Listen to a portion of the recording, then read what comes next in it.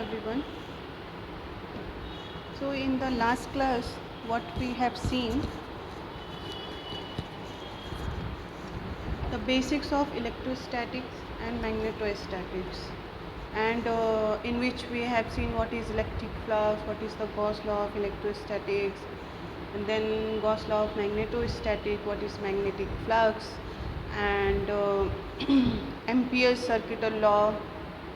These all basic things that you have already read in your 10+2, that we have briefly just go through that those basic concepts. Then after that I have started discussing the Faraday's law of induction, in which we have seen that due to the change in the magnetic flux through the coil, there is a EMF or a current induced in the coil. So, and then we have also seen the Lenz law. What is a Lenz law? For the direction of the induced current. Okay. Now today I will show you the integral form of Faraday's law of induction, electromagnetic induction. Okay. What is the integral form? So this relation you already know from the previous class. E is the electromotive force, EMF. E is equal to minus d phi by v. Phi b is the magnetic flux. D phi b by dt means the induced EMF in the coil will be equal to the negative rate of change in the magnetic flux through the coil. Okay, this is the relation that you already know. So you know the electric field can be written as a dB by dx or dl. Okay, electric field you can write it like this. Okay, so in 10+2 you must have seen this relation, that you can express the electric field line as a differential of potential with respect to the space. Okay, or with respect to the dimension. So V, this voltage or potential, this voltage can also be written like this, E into dl. Okay, this EMF is nothing but the voltage. Okay, so EMF can also be represented as a integral, line integral of electric field. Okay, so like this you can write this electromotive force. Okay, so let us say this equation first and this as a equation second. Okay, so from put the relation for E in the relation 1. Okay, from this relation 2. So what you will get, integral, line integral of electric field is equal to minus d phi b by dt. Phi b is the magnetic flux, and you know magnetic flux. What is magnetic flux? It is a surface integral of magnetic field lines. Okay, this is called magnetic flux. So this E is also a vector quantity, so we will don't forget to put an arrow above that vector quantity. You can also write it in bold, but here I cannot write in bold, so I am putting the arrow above the notation. Okay, so now put phi b here. Okay, so what you will get, E dl length is also vector quantity. Okay, is equal to minus d by dt integral of surface integral of magnetic field lines. Okay, so this is actually the integral form of the Faraday's law of induction. Okay, electromagnetic induction. So now this relation, how you will tell in words this integral form, you can define it like this: the line integral of electric field lines will be equal to the rate of change in magnetic flux. Okay, this in this way you can define this integral form of Faraday's law. Okay, so now coming to the differential form of Faraday's law.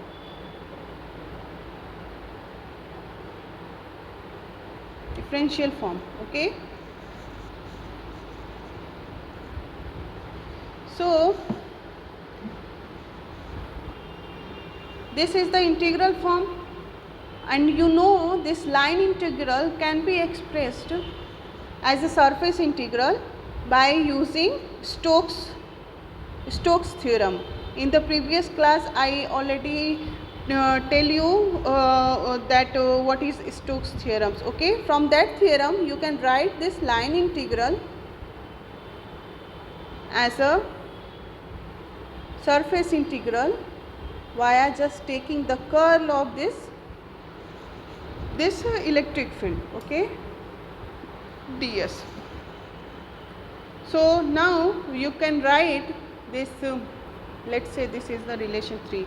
You can write the relation 3 as a integral of curl of E ds is equal to minus t by dt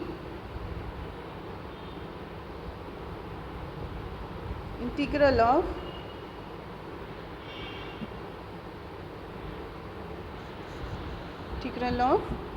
P dot ds. This is fine. So if you compare these two sides, you can write simply del cross E is equal to minus t by dt b. Is this okay? You understood how I have written this? Because this you can write it like minus dB by dt ds. Okay, so if you compare these two, left hand side and right hand side, you can write this. Okay, this will be equal to, so this is the differential form of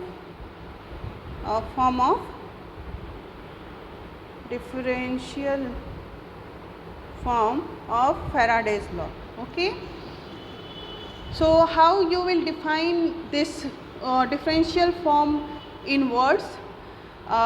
You can say the spatial change in electric field will be equal to the time variation in the magnetic field, will be equal to the negative time variation with no, not like this. You can say it like this: the negative variation in the magnetic field with respect to time, or you can say the rate of change in the magnetic field.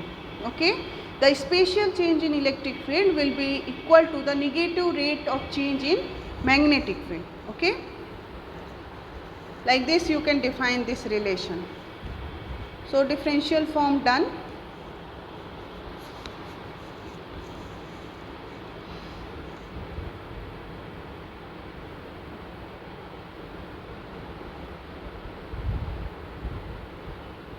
So now I would like to explain the electromotive force in detail, and also want to show you one formula for this electromotive force, and you will better understand what is electromotive force. Okay, so let's say you have two parallel conducting wires. Okay, parallel, this is parallel. and it is kept in a uniform magnetic field. That direction is out of the plane of paper, okay, the magnetic field direction. So everywhere the magnetic field is uniform, okay, like this, okay. And between these two conductive wires there is a rod, okay. There is a rod that is inclined at an angle theta with respect to the magnetic field. Let's say it is inclined at an angle theta. Let us erase this just to clearly understand the figure.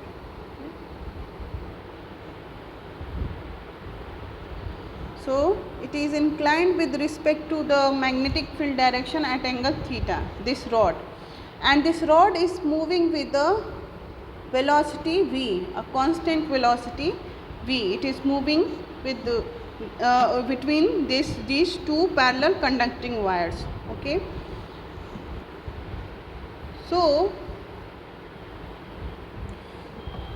let us say after a time dt, this wire is at this position, okay, here, and it is covering a distance of dx, okay, within time of dt. So what will be the so what previously it was, the rod was here, okay. So what will be the change in the area of the loop? This will form a loop, na, this. So now the rod is here, so now the new loop is this, okay, this whole loop. So what will be the change in area? The change in area will be this, okay.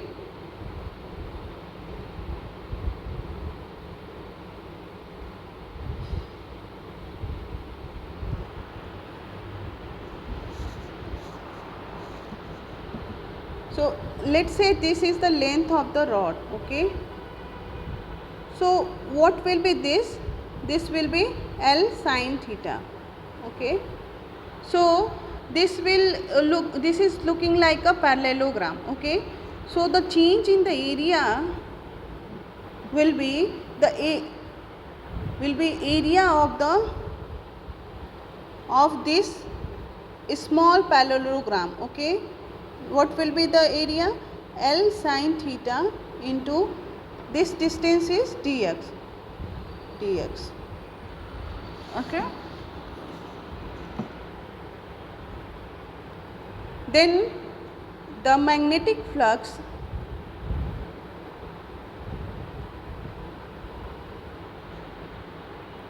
d phi by the magnetic flux passing through this dA area, what will be that magnetic flux? Since magnetic field is uniform, so it will be B into dA, okay. And what is dA here? dA we have derived L sin theta into dx, okay. This vector. D phi by is equal to BL sin theta dx. So what will be the rate of change in the magnetic flux? D phi by b dt will be BL sin theta dx by dt, okay. This dx by dt is nothing but the velocity of the rod, the velocity with which the rod is moving, okay. Or you can write it d phi by dt, you can write it as a EMF E is equal to BL sin theta into V, okay. So this is the expression for the electromotive force, okay. So because of the motion of the rod, this actually the electromotive force is generating, okay, inside the loop, okay, inside the formed loop, this electromotive force is generating, okay, because the rod is moving at an angle theta, okay. If it is not at an angle theta, theta is, let's say it is 90 degree, so what will be E? E will be BL into V, okay, it will be simply V. And if theta is 0, means the rod is along the direction of the magnetic field, then what will be EMF? EMF will be 0, okay, because if it is along the direction of the magnetic field, then even you will move it with a particular velocity, there will be no change in the magnetic flux passing through that rod, okay. So there will be no electromotive force, okay. So this is the simple explanation for electromotive force, that how the electromotive force is generated in a particular loop, okay. So now from this electromotive force you can also calculate the current, okay, the induced current. So induced current, you know, it can be expressed like this, E by R, you know na, V by R from Ohm's law. So if you know the resistance of the closed loop, you can easily calculate the induced current in the loop, okay. This is the formula, and E is equal to BL is equal to, let's take the new piece. So I will become P L sin theta divided by R, okay. Here you have seen that I am not taking negative sign, because we are talking here about the magnitude, so I am not taking this negative sign in the consideration, okay. So this is the expression for induced current, and this is the expression for induced EMF, okay.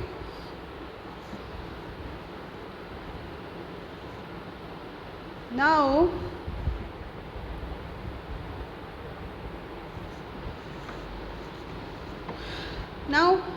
what is displacement current? Before going to the Maxwell's law, it is important to understand what is displacement current. You have heard about the conduction current, okay. Conduction current is actually the conduction of charge carriers in a particular material, okay, that is the conduction current. Displacement current is a completely different concept, and it has been introduced by Maxwell. Why he has introduced this displacement current? Displacement current is actually the apparent current. It is not the actual current like the conduction current. Conduction current is actual current. It's not apparent. You can measure that conduction current, but displacement current you cannot directly measure with any instrument. It's an apparent current. So why it has been introduced by Maxwell? Just to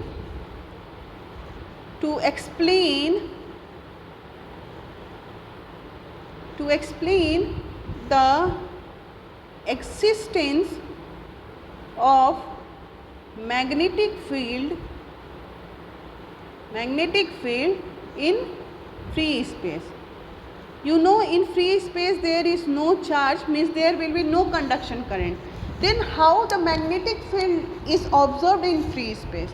For that Maxwell introduced this displacement current. He has explained that because of that displacement current, actually that magnetic field arises in the free space, okay. And what is this displacement current? Displacement current actually arises because of the time varying electric field. Time varying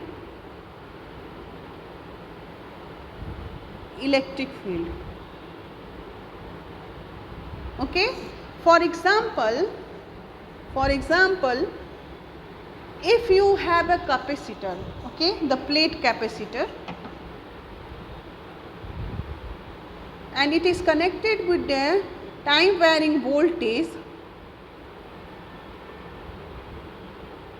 then what will happen?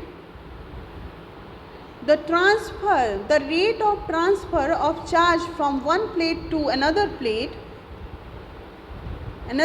that is dq by dt, it will be c dv by dt, means the time varying voltage. Okay, you know na, q is equal to cv. The charge accumulated in a capacitor will be multiplication of the capacity and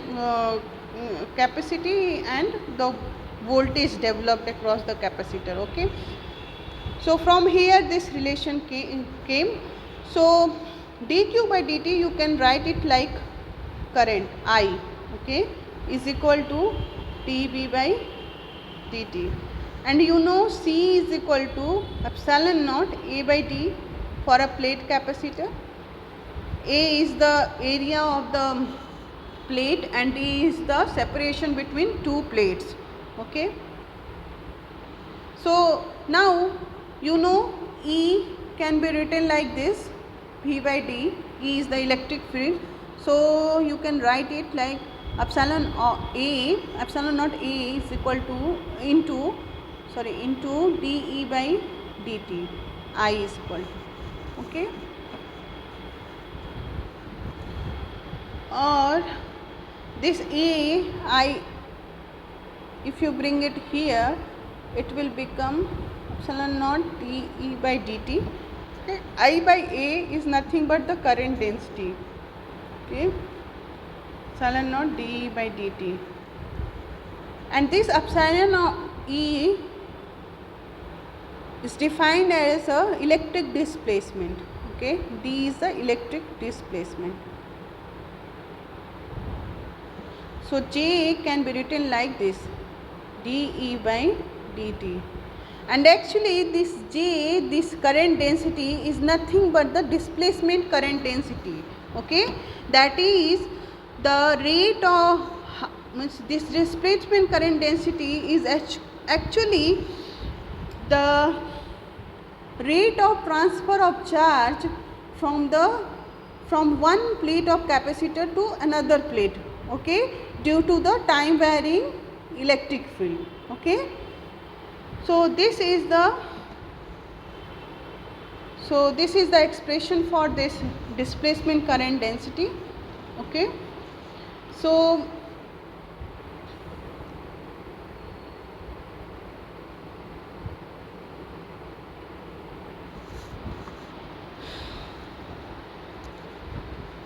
okay, now coming to the Ampere's law. Okay, Ampere's law with Maxwell's modification. Okay, why this modification was required? We will see why this modification was required. You know the Ampere's law, del cross B is equal to minus, sorry, del cross del cross B is equal to minus, so B is equal to mu naught J. So this is the expression for the Ampere's law.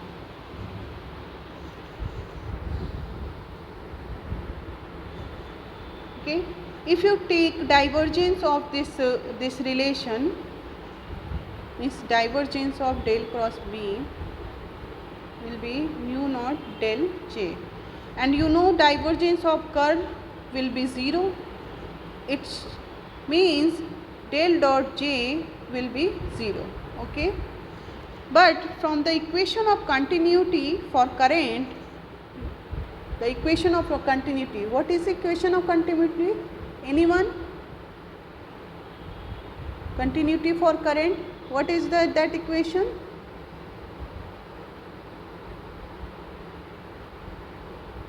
Current, this is del J is equal to minus del rho upon del T. delta J means divergence of current density will be equal to the negative rate of change in the charge density. This rho is actually the charge density. Okay, charge density. So now if you see this relation, when it will be true? It will be true only when this charge density is constant. Okay, so what it indicates that this Ampere's law will be valid only for the static or the constant charge density. Okay, it will not be valid for the time varying electric field. It will be only valid, this Ampere's law will be only valid for the static electric field. Okay, so for that what Maxwell has done, Maxwell has introduced a quantity, okay, in the Ampere's law. Maxwell has introduced a quantity in the Ampere's law, in this law, okay, that make it valid for the time varying electric field also. Okay, so what was the modification he has done? Del cross B is equal to, it is not only equal to the conduction current density, but it is equal to mu naught times conduction current density plus one extra term m. Since it was introduced by the Maxwell, so we are denoting it as a m. Okay, so now again you take the divergence. Okay,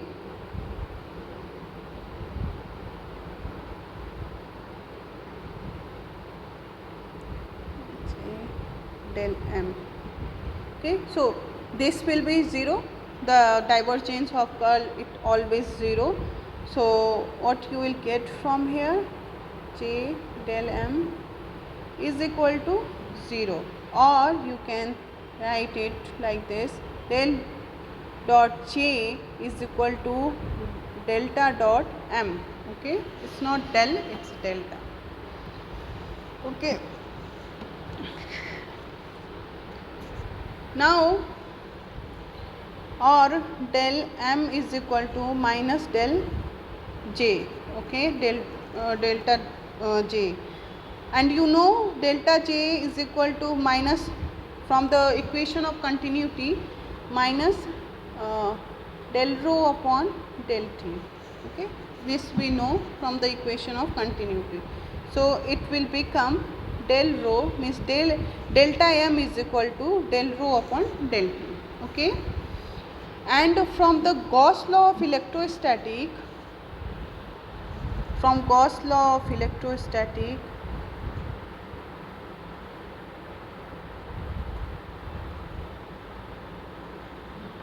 what do we know? That del dot E is equal to rho upon epsilon naught, or you can write rho as a epsilon naught del dot E or del dot T. This is the electric displacement. Okay, so just put this rho here. Okay, so what you will get, delta m is equal to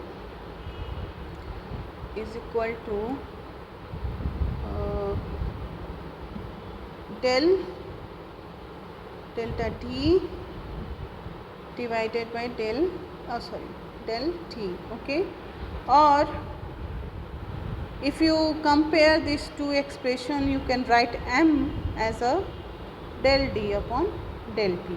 Okay, so now put this m to this equation, to this modified relation. Okay, let's say this is A. Okay, so if you put this m in the relation A, what you will get, del cross B is equal to mu naught J plus del D by del T. Okay, so this is called the modified Ampere's law with the Maxwell correction. Modified Ampere's law with Maxwell correction. Okay, and this is the Maxwell correction. So what this relation shows, that not only the conduction current can generate the magnetic field, but the displacement current can also generate the magnetic field. Okay, means the in free space the magnetic field can also exist because of the presence of displacement current. Okay, so from here, and you know, if there is a time varying magnetic field, then there will be also electric field. Okay, so it indicates that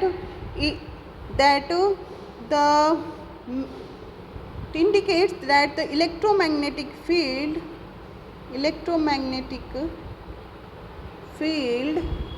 can exist in free space, or you can say the electromagnetic field can pass through, or electromagnetic wave can pass through a free space. Okay, so this is the modified Ampere's law. So now we will see the Maxwell's law. Okay, Maxwell's law, differential form, integral form, and physical significance. We will see all these three. Okay, significance. Okay, differential, integral form of Maxwell law, and physical significance. So there are four fundamental laws of electromagnetic theory. Okay, or you can say electromagnetism. All the electromagnetism is based on that four fundamental law. And what are those four fundamental laws? That are nothing but, first law is actually the Gauss law of electrostatic. Okay, that we have already studied. Okay, static. And what is the differential first law? What is the differential form of this Gauss law of electricity? Del dot E is equal to rho upon epsilon naught. And what is integral form? E ds is equal to q upon epsilon naught. Okay, so how you will define this differential form? The spatial change in the electric field will be equal to the charge density divided by permittivity in free space. And the integral form, how you will define, or you will tell in words, that the total electric flux will be equal to the enclosed charge in that surface from where the enclosed charge from where the electric field lines are generating, that charge divided, that will be equal to that charge divided by permittivity in the free space. Okay, so this is the definition for these two forms, differential and integral form. Now what is the physical significance? Physical significance means from these two relations you can say that the electric field lines are not a closed path. Okay, because you can see the surface integral of this electric field lines means the total electric flux is not zero, it's equal to the charge divided by the permittivity. Okay, so you can say the electric field lines are not a closed path or a closed line. Okay,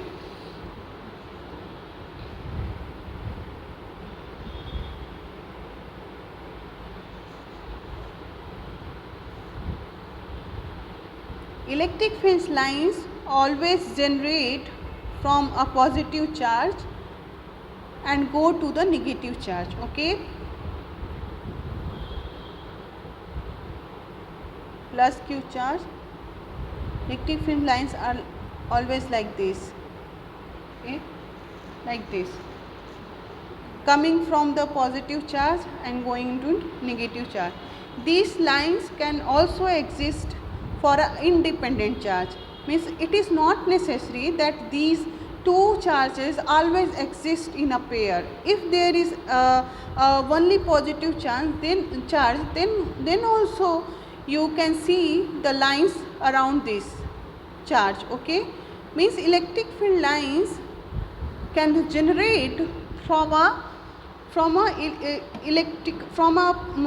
single electric pole, like from a positive charge or a negative charge. Like if you have independent negative charge, then your electric field lines will be like this in the inward direction, okay. So still there will be some lines, you will some lines will be present, okay. So this so it shows that electric field lines does lines are not a closed line, okay, and that is also indicated from these two relations. And always these electric field lines will have some divergence value. You can see from here the divergence of E is equal to rho upon epsilon naught, charge density of epsilon naught. And what is the second law? Second Maxwell law, it is nothing but the Gauss law of magnetostatic, okay, magnetostatic. So what is the differential form of this Gauss law of magnetostatic? Del dot B is equal to 0 and B dot ds is equal to 0. So how will you define this relation? That the spatial change in the magnetic field lines will be 0, or the surface integral of magnetic field, or the total flux coming from a magnetic pole, that total flux will be always 0. Means if you are calculating the total flux around a closed surface, okay, then you will get the number 0, because what it signifies that the magnetic field lines always closes on itself. Means if you look at a closed surface, you will see that the number of the magnetic field lines that are coming into that surface area, the equal number of magnetic field lines are going out from the surface area. Means the incoming flux is equal to the outgoing flux. So total flux, if you calculate the total flux, it will be 0. That indicates that magnetic field lines always closes on itself, okay. What does it mean? It means that magnetic monopole does not exist, like the electric monopole. Electric monopole exists. Electric monopole, what does it mean? The positive charge or negative charge can exist independently, but magnetic monopole does not exist. Magnetic poles always exist in pair, okay. That's why you see always the magnetic field lines in a closed path, okay, and the divergence always will be 0, because it is making a sinusoidal path, a closed path. So the divergence, if you calculate, it will be 0. So if there is an N pole, then there must be the south pole also. Means if there is a north pole of magnetic bar or magnetic space event, that north pole cannot exist independently, okay. It will always exist as a south pole. Like for example, if you take a magnetic bar and you cut that magnetic bar, or break it by any means, you break that magnetic bar, then instantly the separated pieces will have their north and south pole. It does not mean you have break the north pole and the south pole. As it will be break down, it will create its opposite pole. Okay, so the magnetic poles always exist in pair, that's why they make a close line. Okay, so it cannot be breaked. Okay, it always exists in pair. Okay, the north and south pole. So I hope you understood what I am trying to explain. Now the third Maxwell law is nothing but the Faraday's law of induction or electromagnetic induction. Okay, so what was the differential form? We have seen it is del cross E is equal to minus del B by del T, or integral of E dl is equal to minus del upon del T phi B ds. Okay, no, sorry, not phi, it's B ds. Okay, B into ds. So this is the integral form and this is the differential form. So how you will define the differential form? That the spatial change in the electric field will be equal to the negative rate of change in the magnetic field. Okay, and how you will define the integral form? That the line integral of the electric field will be equal to the rate of change, the negative rate of change in the magnetic flux.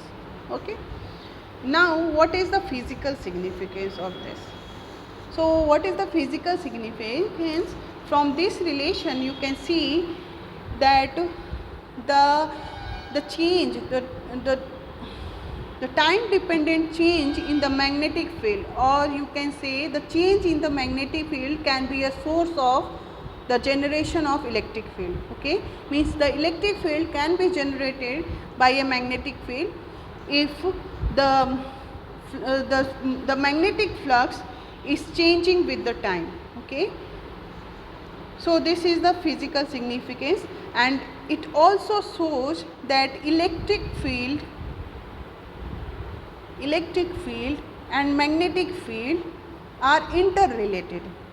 Okay, and when it will be interrelated? If it is time varying. Okay, if you are saying about if you are telling about the static electric field, static magnetic field, then they will independent, they are independent quantity. But if you are talking about the time dependent, time varying magnetic and electric field, then they are interrelated, they are dependent on each other. If there is a time varying electric field, there must be the magnetic field, and if there is a time varying magnetic field, there must be electric field. Okay, so they are interrelated. So Faraday's law also indicates that the electric and magnetic field, the time varying electric and magnetic field, are interrelated.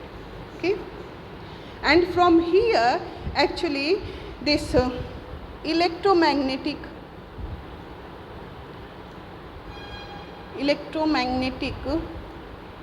field concept came into the picture. Magnetic field, because they are interrelated, so they can be represented as a single entity. Okay, and that single entity is named as electromagnetic field.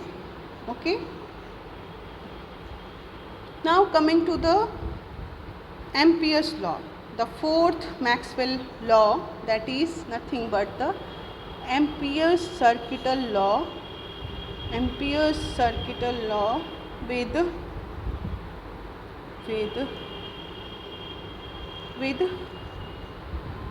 Maxwell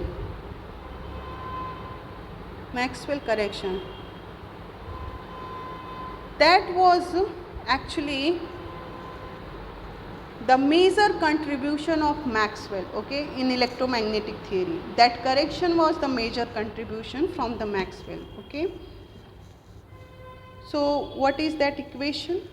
You have already seen that del cross B, I am not putting this arrow, so don't misinterpret that this is a scalar quantity. Sometime I am putting, sometime not. Okay, so just be careful about it.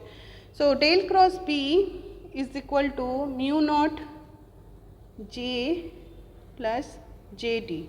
or del D. JD is actually the displacement current, or you can write it like del D upon del T. Okay. And what is the integral form? Integral form you can write it like this. Integral of BDL is equal to mu naught times integral of J ds, okay, plus integral of J d ds. Okay. So how you will define it? That spatial change in the magnetic field will be equal to the mu naught times, means the permeability in free space times the sum of conduction current and displacement current. And this integral form you can define like this: the line integral of the magnetic field will be equal to mu naught times of the conduction current plus the displacement current. Okay. So from here, what is the significance of this relation? This relation shows the major contribution from the Maxwell. Okay. And also this relation indicates that the magnetic field cannot only be generated by the conduction current, it can also be generated by the displacement current in free space. Okay. That means in free space the electromagnetic field can exist or can travel. Okay. Magnetic field can exist. So it enabled Maxwell to predict the existence of electromagnetic field in free space or in vacuum. Okay.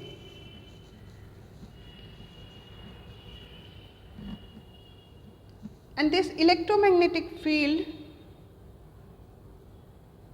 is also a kind of wave. It can be explained like this: the propagation of the electric field is nothing but the propagation of electromagnetic EM wave. Okay. Okay. So that's all for today's class. In the next class, you will see the electromagnetic wave equation. Okay. Since the EM field is nothing but the propagation of EM wave, so there must be some equation for that. So we will derive that equation in the next class. Okay. And also we will see that electromagnetic wave has a transverse nature. Okay. So that's all for the today's class. Thank you.